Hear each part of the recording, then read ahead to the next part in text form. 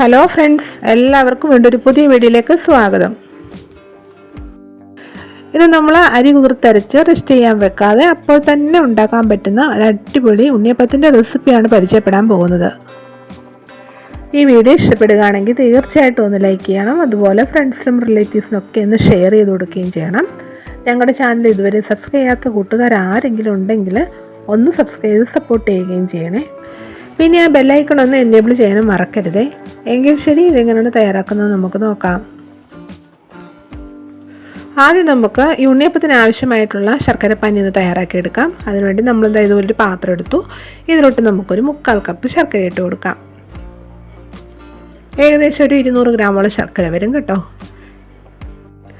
ഇനി ഇതിലോട്ട് നമുക്കൊരു 1/2 കപ്പ് വെള്ളം കൂടി ഒഴിക്കാം. വെള്ളം കൂടി ഒഴിച്ച് കൊടുത്തതിന് ശേഷം നമുക്ക് സ്റ്റൗ ഒന്ന് കത്തിച്ച് ഇതൊന്ന് തിളപ്പിച്ചെടുക്കാം.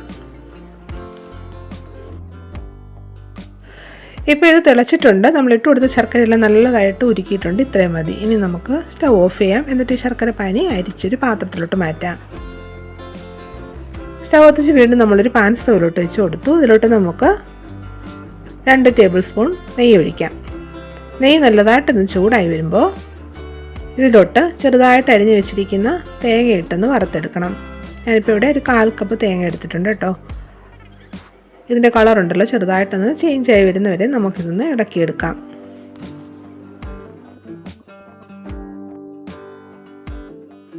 തേങ്ങയുടെ കളർ ഇതുപോലൊന്ന് മാറി വരുമ്പോൾ ഇതിലോട്ടുണ്ടല്ലോ 1 സ്പൂൺ എള്ളിട്ട് കൊടുത്തിട്ട് ഒന്ന് വറക്കണം. എള്ള് നല്ലതായിട്ടൊന്ന് പൊട്ടുന്നവരെ നമുക്കിതൊന്ന് വറുത്തെടുക്കാം.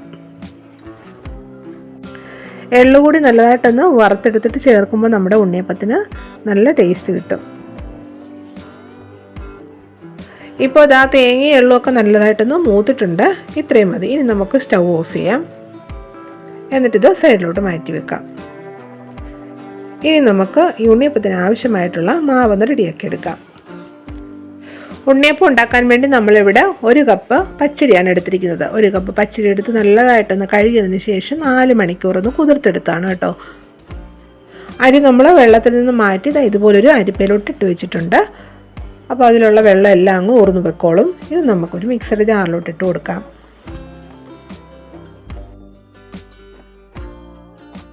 ഇനി ഇതിലോട്ട് നമുക്കൊരു 1/4 കപ്പ് ചോറും, ഏത് ടൈപ്പ് ചോറാണെങ്കിലും കുഴപ്പമൊന്നുമില്ല കേട്ടോ. പിന്നെ ഒരു 4 ഏലയ്ക്ക, അതിൻ്റെ തൊലി ഒന്ന് കളഞ്ഞെടുത്തിട്ടുണ്ട്, അതുകൂടി ഇതിലോട്ടിടാം. കൂടാതെ നമ്മൾ ഇതിലോട്ടൊരു 2 നുള്ളു ഉപ്പ് പൊടിയും കൂടെ ചേർക്കുന്നുണ്ട്. ഇനി നമ്മൾ ഇതിലോട്ട് ചേർക്കാൻ പോകുന്നത് അരിച്ചെടുത്ത് വെച്ചിരിക്കുന്ന ശർക്കരപ്പാനിയാണ് കേട്ടോ. ഈ ശർക്കരപ്പാനിയും കൂടെ ഒഴിച്ചു കൊടുത്തിട്ട് ഇത് നല്ലതായിട്ട് നമുക്കൊന്ന് അരച്ചെടുക്കാം. നമ്മളിത് നല്ലതായിട്ടൊന്ന് അരച്ചെടുത്തിട്ടുണ്ട്. ഇനി നമ്മൾ ഇതിലോട്ട് ഇട്ട് കൊടുക്കുന്നത് മൈദയാണ്. ഞാനിപ്പോൾ ഇതിലോട്ട് 2 സ്പൂൺ മൈദയാണ് ചേർക്കുന്നത്. ഈ മൈദയും കൂടെ ചേർത്തിട്ട് ഇതൊന്നുകൂടി ഒന്ന് അരച്ചെടുക്കണം. ജസ്റ്റ് ഒന്ന് കറക്കിയെടുത്താൽ മതി കേട്ടോ. ഒന്ന് മിക്സായി കിട്ടിയാൽ മതി. മൈദയും കൂടെ ചേർത്തിട്ട് നമ്മളൊന്നുകൂടി ഒന്ന് അരച്ചെടുത്തു. ഇനി ഇതുണ്ടല്ലോ നമുക്കൊരു പാത്രത്തിലോട്ട് മാറ്റാം. അരച്ചെടുത്ത മാവ് നമുക്ക് ഇതുപോലൊരു ബൗളിലോട്ട് മാറ്റാം. സാധാരണ നമ്മൾ അരി കൊണ്ട് ഉണ്ണിയപ്പം ഉണ്ടാക്കുകയാണെങ്കിൽ മാവ് തയ്യാറാക്കി കുറേ നേരം റെസ്റ്റ് ചെയ്യാൻ വേണ്ടി വെക്കണം. ഇതങ്ങനെയൊന്നും വേണ്ട. അരി അരച്ചെടുത്തിട്ട് അപ്പോൾ തന്നെ ഇത് ചുട്ടെടുക്കാവുന്നതാണ്. നല്ല അടിപൊളി ടേസ്റ്റുള്ള ഉണ്ണിയപ്പമാണ്. ഇനി നമുക്കുണ്ടല്ലോ ഈ ബാറ്ററിലോട്ട് നമ്മൾ വറുത്തെടുത്ത് വെച്ചിരിക്കുന്ന തേങ്ങയും എള്ളും കൂടെ ഇട്ട് കൊടുക്കാം. ഇനി നമ്മൾ ഇതിലോട്ട് ചേർക്കുന്നത് ബേക്കിംഗ് സോഡയാണ്, അല്ലെങ്കിൽ സോഡാപ്പൊടി എന്നും പറയും. 2 നുള്ളു ചേർത്താൽ മതി കേട്ടോ. സോഡാപ്പൊടി കൂടി ചേർത്ത് കൊടുത്തിട്ട് നല്ലതായിട്ടൊന്ന് മിക്സ് ചെയ്തെടുക്കണം. സോഡാപ്പൊടിയും കൂടെ ചേർത്തിട്ട് ഈ മാവുണ്ടല്ലോ ഇളക്കിയെടുക്കുമ്പോഴത്തേക്കോ ഒന്നുകൂടി ഒന്ന് കട്ടിയാവും. നമ്മളിത് നല്ലതായിട്ടൊന്ന് ഇളക്കിയെടുത്തു. അപ്പോൾ ഇതാ നോക്കിക്കേ, നമ്മുടെ ഈ മാവുണ്ടല്ലോ കുറച്ചുകൂടി ഒന്ന് തിക്കായിട്ടുണ്ട്. ഇതാണ് കൺസിസ്റ്റൻസി കേട്ടോ. ഇതുപോലെ ഇരിക്കണം കേട്ടോ. ഇനി നമുക്കുണ്ടല്ലോ ഉണ്ണിയപ്പം ഒന്ന് ചുട്ടെടുക്കാം. സ്റ്റൗ കത്തിച്ച് ഇതുപോലെ നമ്മളൊരു ഉണ്ണിയപ്പച്ചട്ടി വെച്ച് കൊടുത്തു. ഇതിലോട്ട് നമുക്ക് വെളിച്ചെണ്ണ ഒഴിക്കാം. വെളിച്ചെണ്ണയ്ക്ക് പകരം നമുക്ക് നെയ്യ് വേണമെങ്കിലും ഒഴിച്ചിട്ട് ഉണ്ണിയപ്പം ചുട്ടെടുക്കാവുന്നതാണ്. അങ്ങനെ ചെയ്യുകയാണെങ്കിൽ ഉണ്ണിയപ്പത്തിന് ഒന്നുകൂടി ടേസ്റ്റ് ഉണ്ടാവും. ഇപ്പോൾ എണ്ണയൊക്കെ നല്ലതായിട്ട് ചൂടായിട്ടുണ്ട്.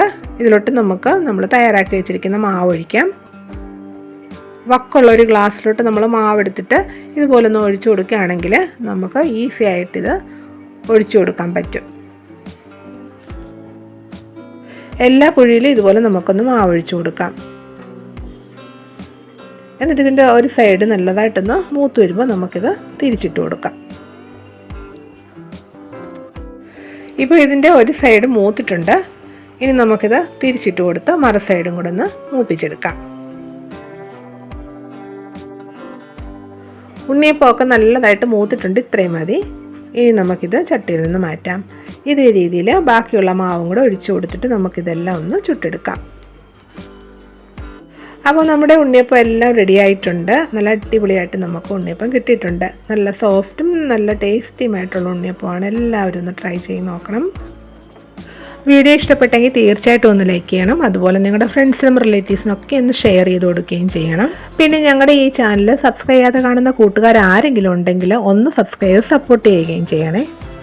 എങ്കിൽ ശരി, വീണ്ടും ഇതുപോലെ വെറൈറ്റി വീഡിയോ ആയിട്ട് വരുന്നതായിരിക്കും. Bye bye.